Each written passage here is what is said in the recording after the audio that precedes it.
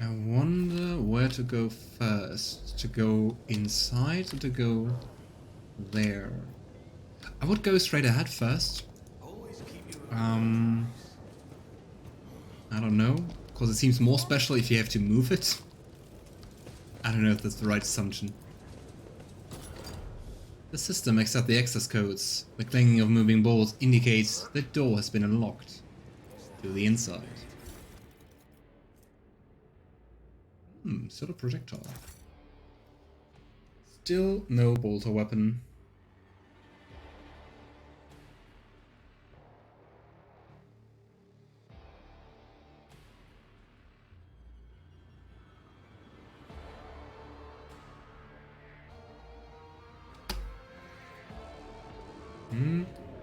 What the heck?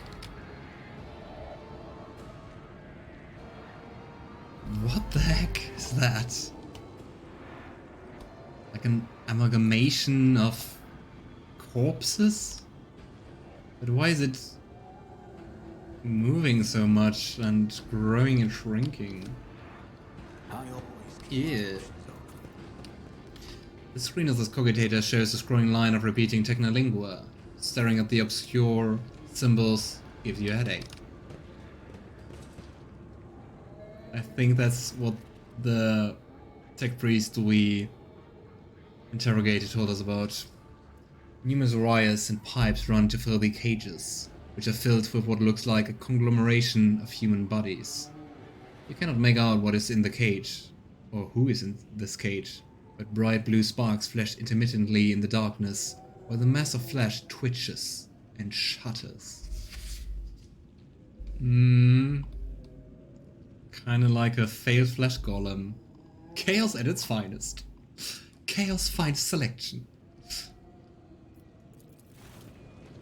Yeah, eldritch horror. Heinrix casts a scrutinizing eye over one of the cages before withdrawing his weapon and approaching to examine what lies inside. Careful, Heinrix. Look at it. Heinrix gestures toward the cage closest to you. Through the metal bars, you see it truly is a pile of human bodies, or something that used to be. The monstrously deformed bodies have fused together in places, while others were severed using saws and knives, leaving wounds seeping pus and slime. Wounds... Are they moaning? Wounds that are agglutinating and sprouting tendons. Rods connected to wires that run to a nearby cogitator bristle across the flesh. One of the human heads turns to you. Mercy! Even attempting to speak causes the mutant pain, but he bears the agony and forces out the words, Mercy, make it stop. Yeah, you can hear them moaning in pain. How horrible. I wonder why, if just to torture or... Let's study the mutants closely. Am I succeeding all my tests? You examine the pulsating mass of flesh. The creature in the cage seems to be composed of several bodies joined together. You see no sutures or any other means by which the separate parts could even have been connected. Among the layers of meat, you can discern large knots of muscle, in various limbs, exposed bones, parts of faces, and entire heads. Only warp sorcery is capable of creating such an abomination, but preserving its ability to live on. Nightmare fuel indeed, Juniper. What is this? Heinrix takes in his surroundings and once again fixes his attention on the content of the nearest cage. I'm beginning to have some idea.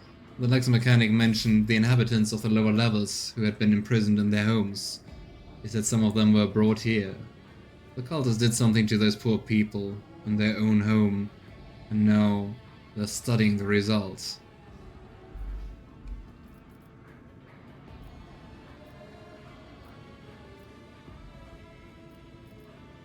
Have you ever seen anything like this before?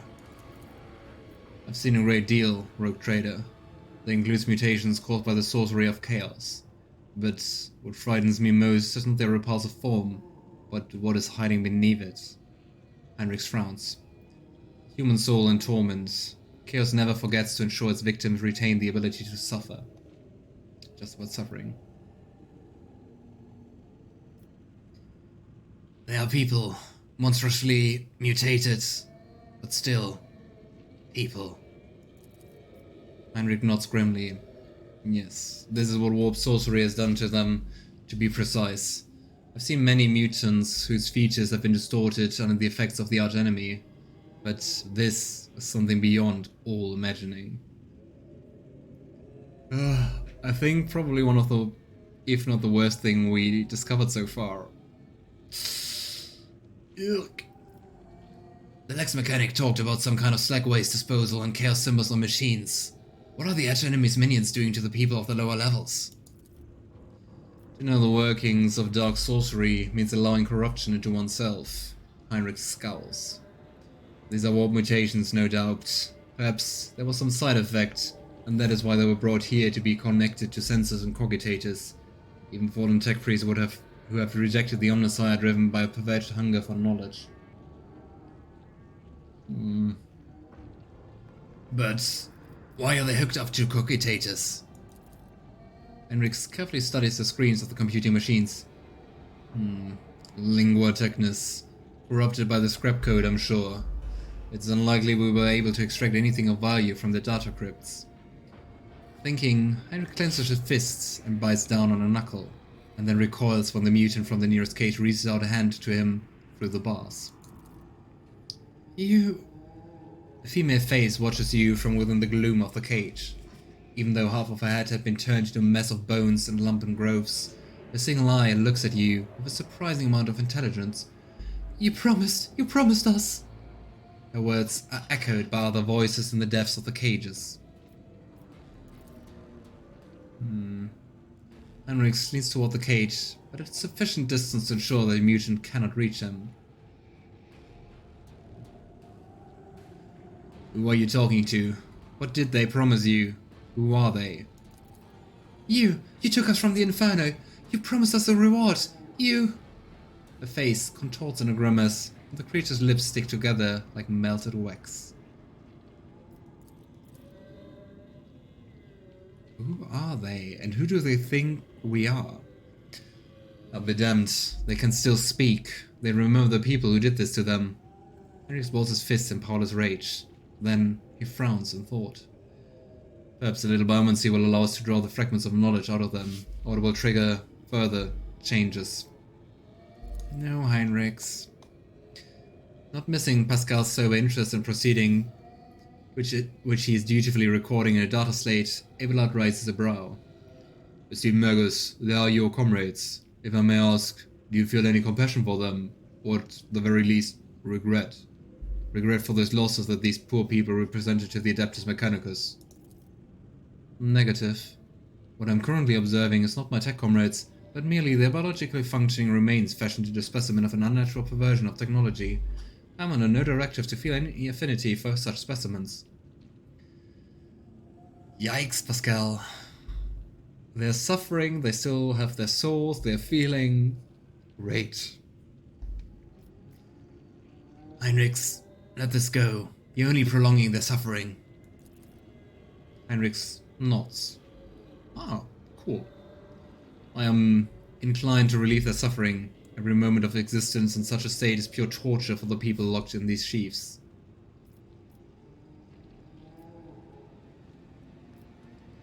It seems to me your mind is already made up. These people need deliverance from their suffering. Interesting that we can be like pushing in the one direction and then go to the opposite again. But of course we're not doing that. Oh, yikes.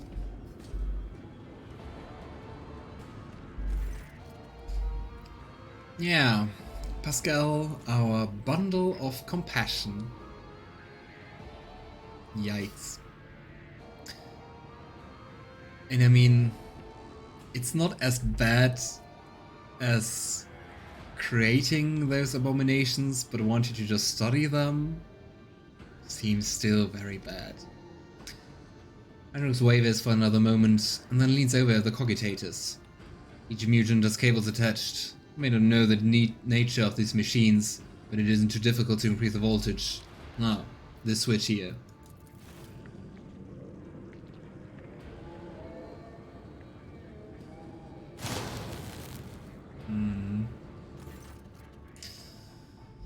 Finally peace for them, hopefully.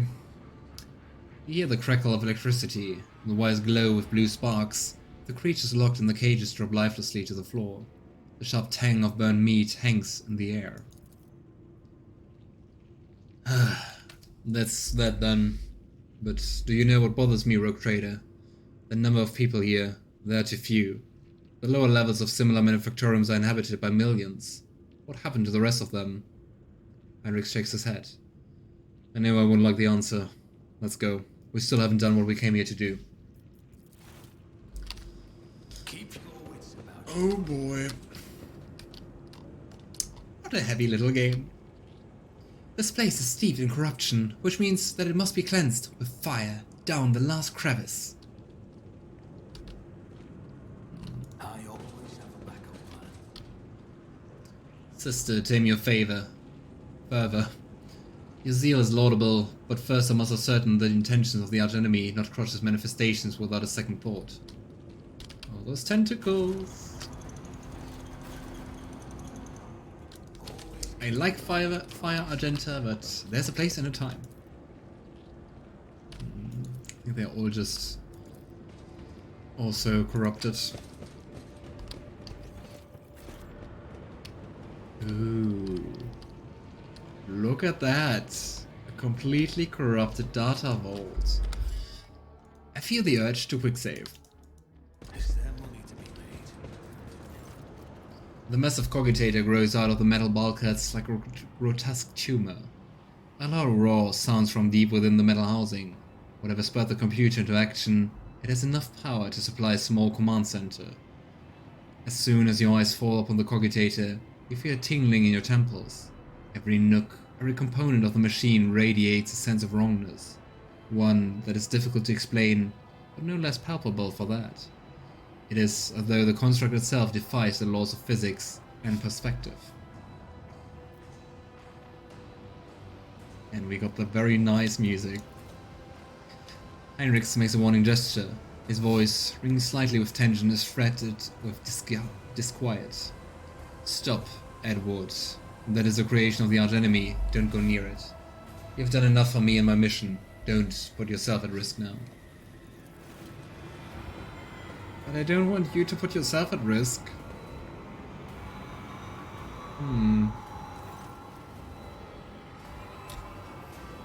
As soon as Heinrix takes another step toward the cogitator, it emits a deafening shriek, like hundreds of metal needles driving into toughened glass, though sensing the stranger.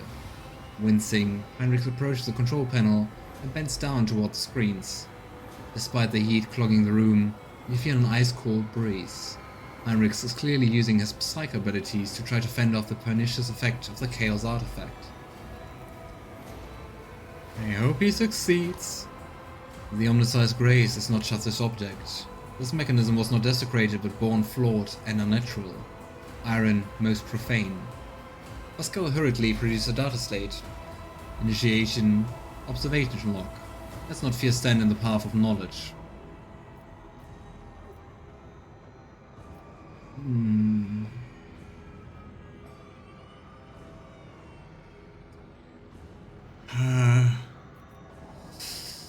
Let's keep our distance and wait and hope Heinrix is faring well.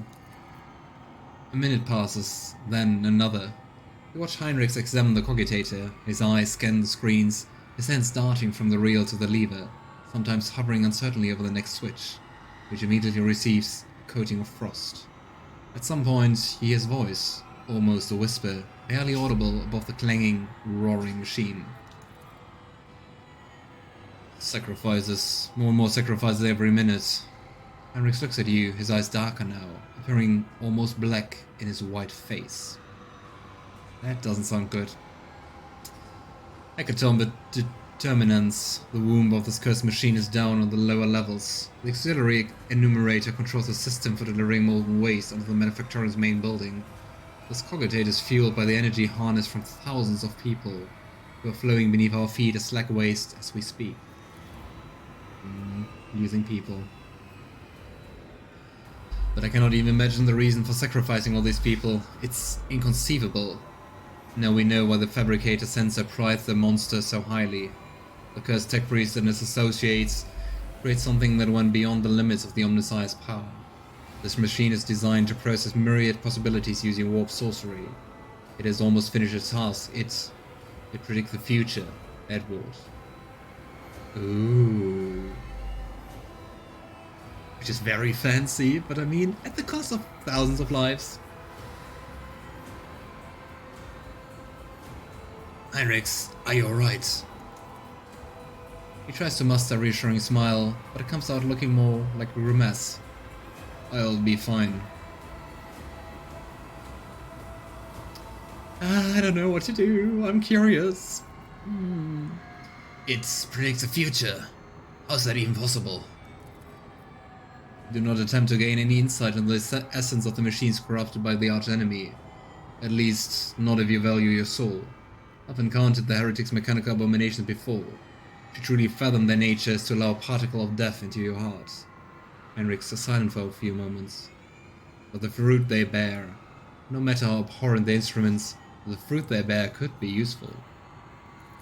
That sounds like the beginning of corruption. Heinrix's cloud gaze suddenly clears, and he glares at the cogitator. No.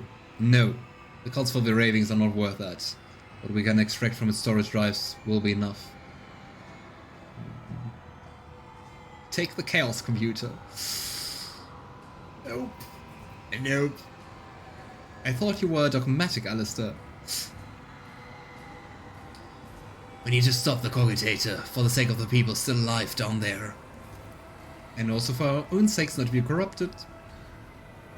Heinrix vacillates for another second, then shakes his head as though clearing away mental fog. I almost succumb to the arch-enemy's old trick, the lure of the unattainable, the primary of all the traps that chaos set for unwary souls. Heinrix's movements are exact and purposeful, unlike his early operation of the cogitator. One after another, the screen begins to fade to black, and the roar coming from inside the machine quietens to barely a perceptible howl, in which you imagine you hear notes of dejection.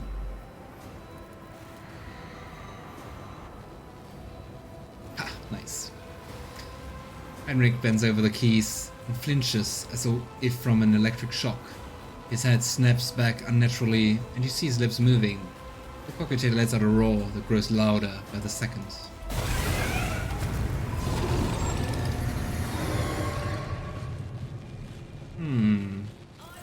Hi! Scream of Siege. I'm being the devil's advocate. Well. It's like a demonic manta ray. Okay, we don't have any more enemies here, so... let's hope this will be going alright. What can you do? Quite a bit of armor.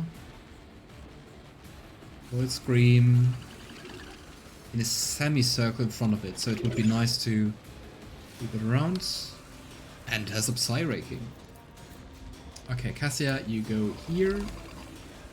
We need to use some cover at least. Edward, you go here, and let's do this.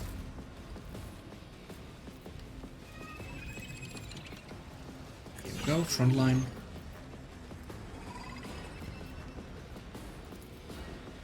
Go. I don't think the kill zone stratagem does too much, but at least it has to reroll dodge and parry test.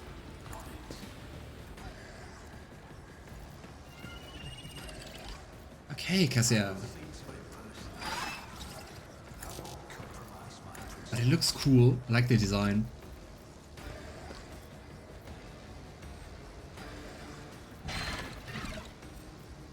shoot it once. I'll make it happen. Come on, douche. Ha.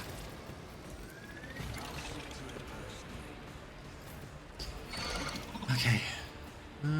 I think pressing the advantage is a little bit early, but I mean, why not? Glimpse of Fate to Argenta, and let my gaze.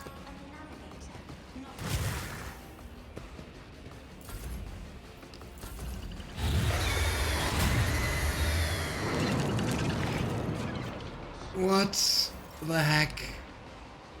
3 pink horrors, a herald of siege. Yikes. Oh my. Screamer, also referred as the Scream of Siege and sometimes the Sky Shark, is a demonic beast of siege. The few who have fought these creatures and survived explain that the Scream of the Sky Sharks has a profoundly disconcerting psychological effect. Yay. How fun.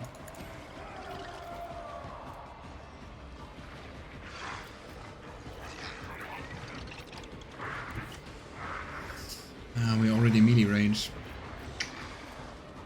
Reckless Strike. And protect ourselves a little bit. Bonk. Nice. That was a good one.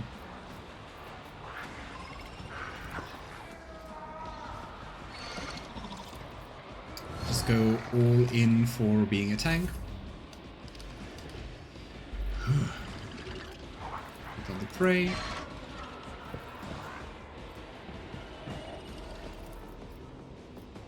I can't see all of you, so maybe it's smart to take down the Screamer first, right?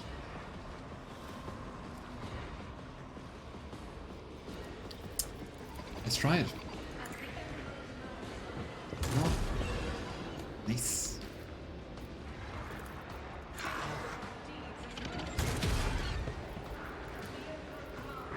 I think that's not the worst idea, to try to kill the Screamer first. Because I think we can accomplish that, if it doesn't regenerate or something.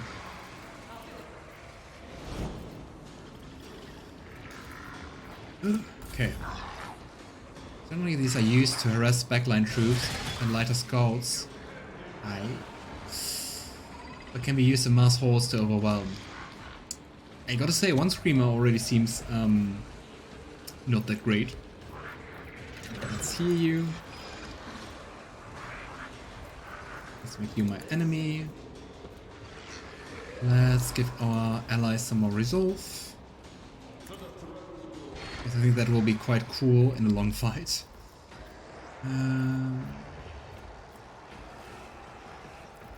Don't want to make myself more buff. Come on, opening.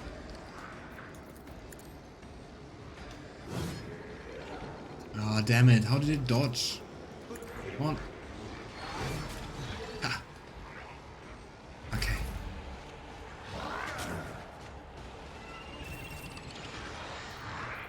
Makes really funny noises.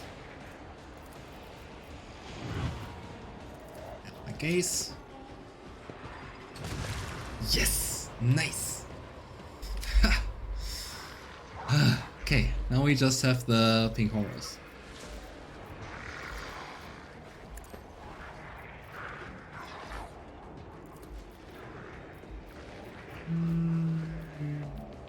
Argenta.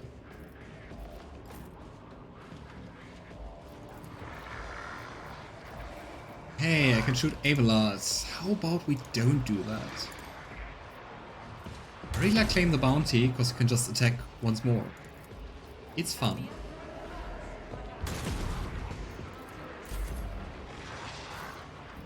Okay, Heinrix, I guess.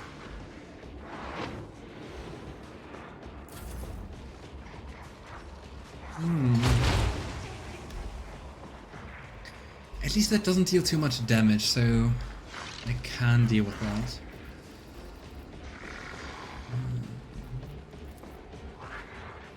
I think it will be... Ah, come on.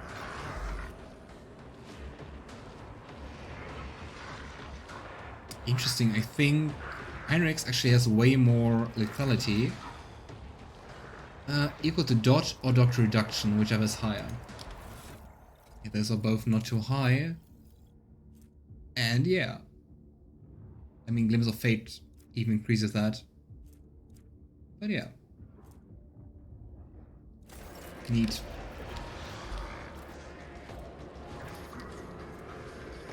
In for the opening.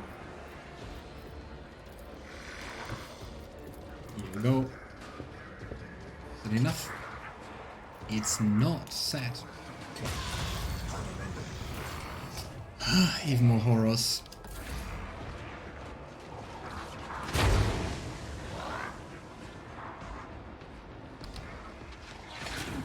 But, I mean, in the beginning we wondered if we are under level for this area.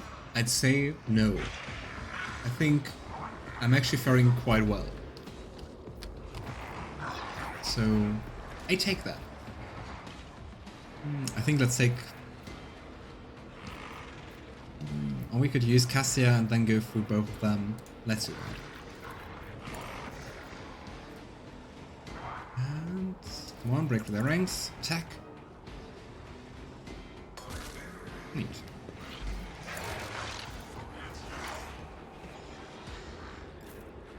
Here we go, and... Yeah. Oh, no. I think I can. Should have pressed the advantage, but once you press, you can't stop it. Ah well. Here we go.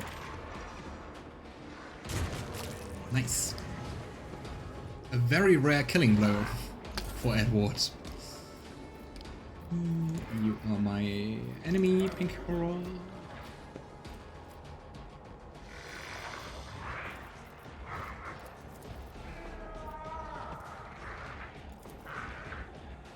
Come on. What kind of dodging was that? Jumping in the air. Okay, I think I need to reposition myself, because currently I can attack him. Let's go here.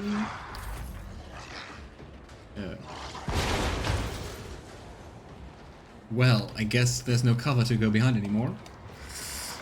Still, I would have liked to go there. Let's focus on this guy here.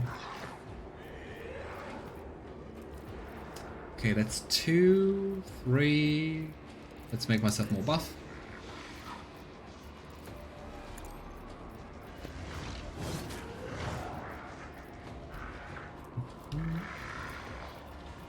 See, 118 lethality, that's way more than Pasqal has.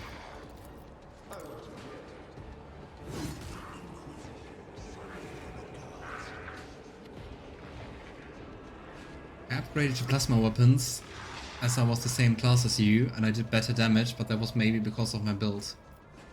Ah, for your main character you mean? For your rogue trader?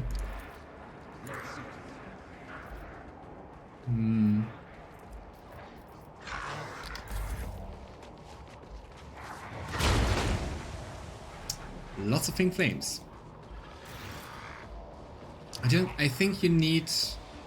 Don't you need the talent to use plasma weapons? Let's go here and press the advantage. First pressing the advantage, that's important. And... Nice. Abelard. Gamma. Neat.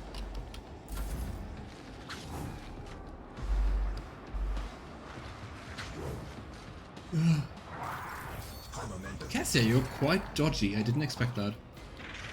But I take it. Lots of fates, Heinrix.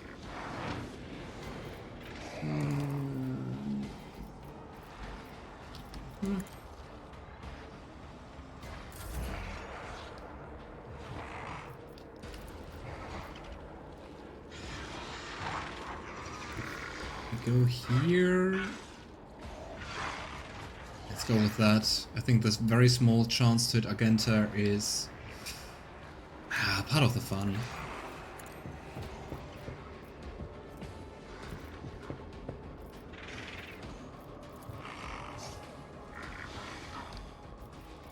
Go. Come on, don't be hit. Nice. Neat. So, one pink horror left. There will be more. More horrors. Now. Okay, Cassia. Ah, nice. Here we go.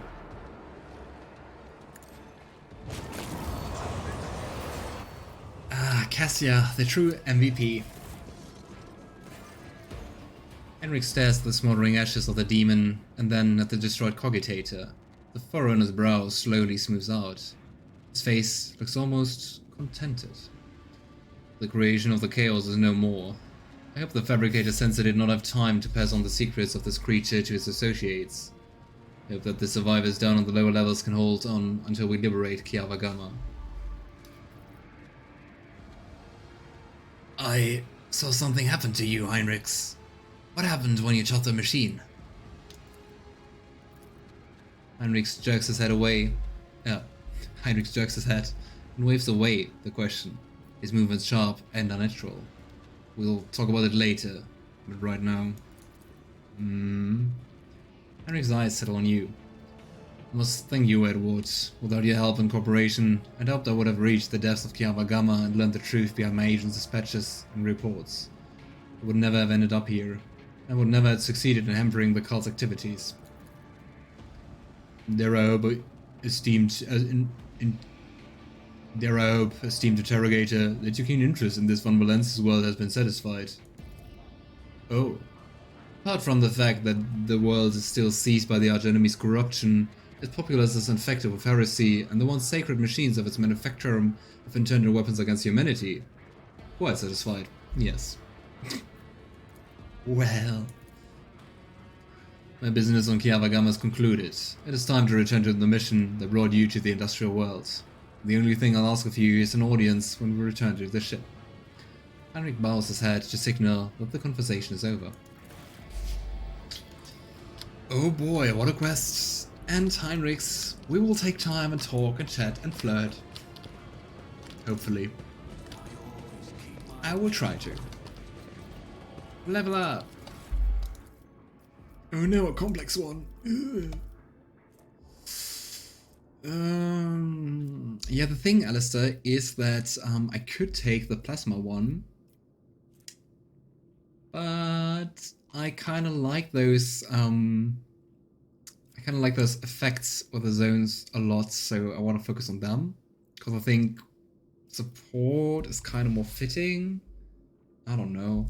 My ballistic skill and perception is also like not too good.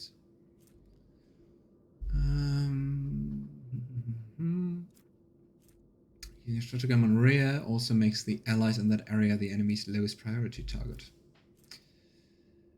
All combat tactics bonuses are increased by plus int bonus and fellowship bonus, so 11 halved, so 5 or 6% of the area was not moved for 2.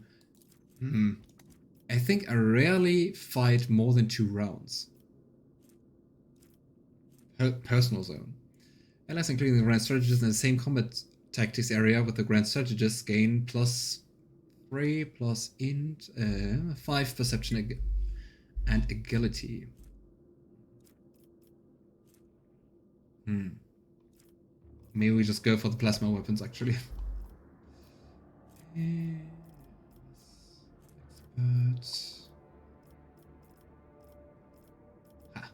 Plasma weapon proficiency. Let's try that out. And let's go for more fellowship. Heinrix. We are going to create an opening. If an enemy suffers a critical hit from one of the assassin's allies, at the start of the assassin's turn a new opening is created. That's kind of cool with Argenta, because she's like dealing... Argenta and Cassia are dealing lots of critical hits. Each use of aim for the opening on the same target reduces the target's dodge and dodge reduction. So...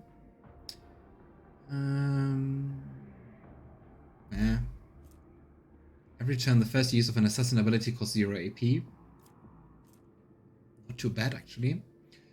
The assassin gains plus lethality % chance to deal 5% of target's maximum wounds more damage to an opening. Yes, we take that. Agility and skill. I think agility might be nice for more dodge, which also increases our lethality. Let's go with that.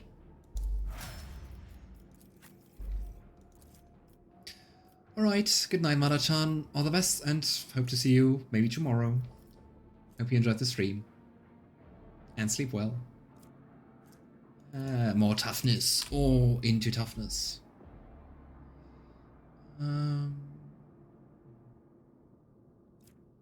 Defense. Ooh. But I mean, more parry. I already have like 95% chance to parry, so I can't do too much about that. Renitent Beacon. More armor and parry. Resilience. Critical hits deal less damage. That could be nice. Enduring.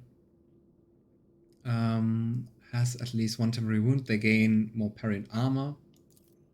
More armor could be nice. Let's go for that one.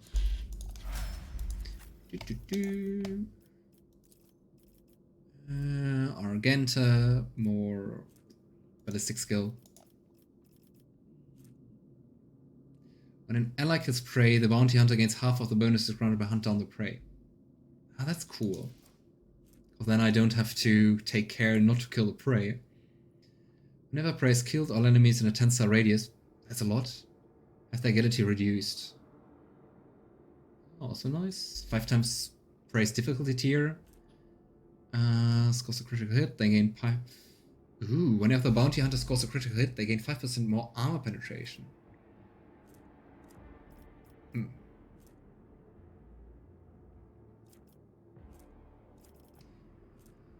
Let's go for PFD armor.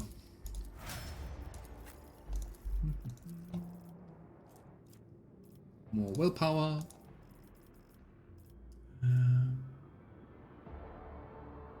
All the Master Tactician's abilities work as if the Master Tactician has 6 more stacks of tactical advantage. Is that just Fellowship? It is Fellowship bonus. But I like that one. Against all odds.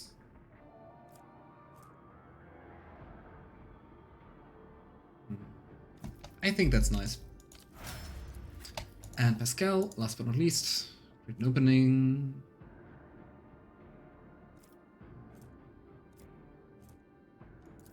Let's go for the same as with Heinrix.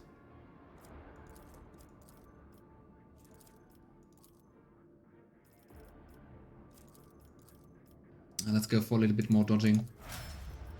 Here we go.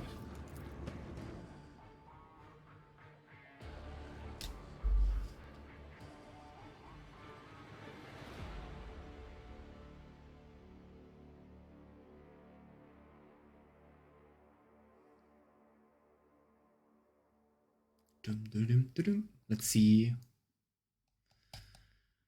Yeah, how many demonic machines we are going to encounter and fight and.